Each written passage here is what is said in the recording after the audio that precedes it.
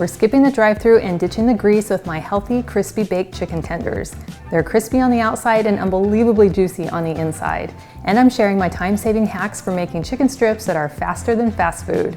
Hello, my name is Nicole Bonilla, and if you love healthier recipes made with all natural ingredients, then you are in the right place. To make these chicken tenders, you can start with either pre-bought chicken tenders or you can use a boneless, skinless chicken breast.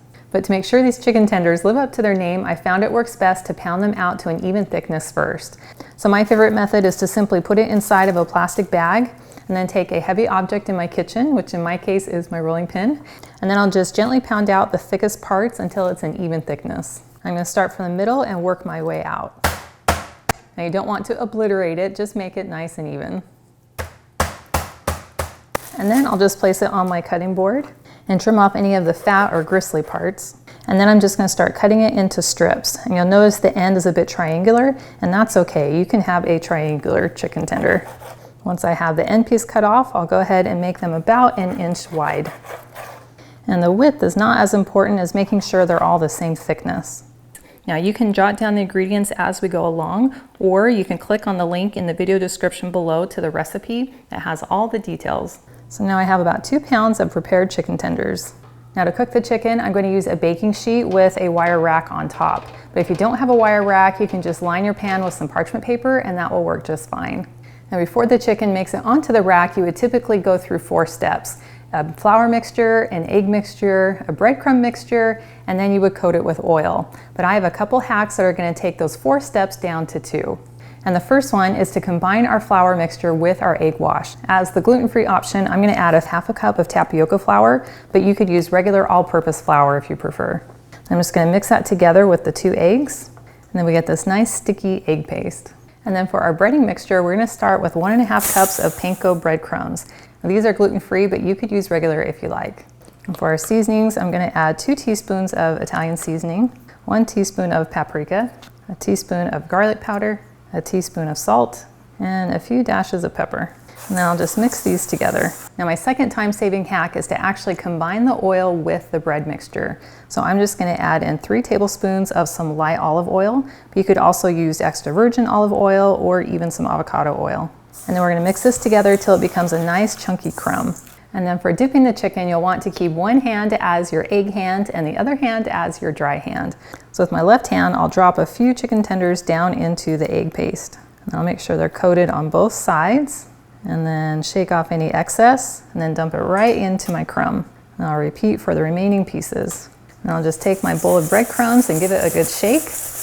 And then I'll use my dry hand to fish out my chicken tender, make sure it's thickly coated with the crumb, and then place it onto my sheet. I love adding the oil to the crumb because it makes it even stickier and chunkier.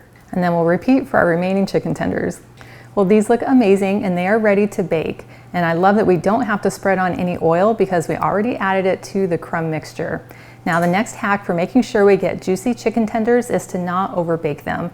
All we need is an internal temperature of at least 165 degrees. So after about 15 minutes in the 425 degree oven, I'm going to open my oven and then I'll insert a meat thermometer into the chicken and test the temperature. If it's at least 165, they're done and I'll take them out. If it's under 165, I'll give them another few minutes and then check them again. I cannot wait. Well, here's our chicken tenders out of the oven,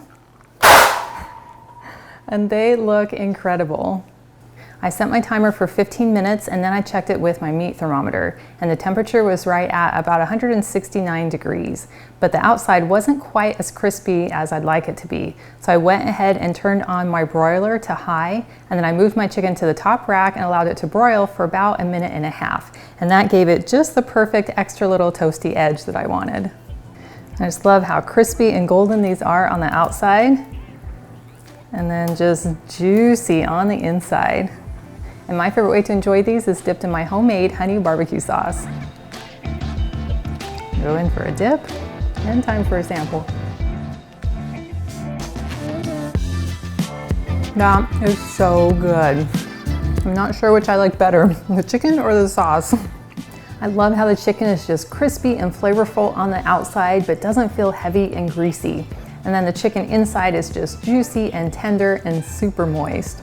And I love that they're made with clean, natural ingredients, which means I'm gonna feel just as good even after I eat it. And I love sharing these creatively healthier recipes to some of our fast food favorites.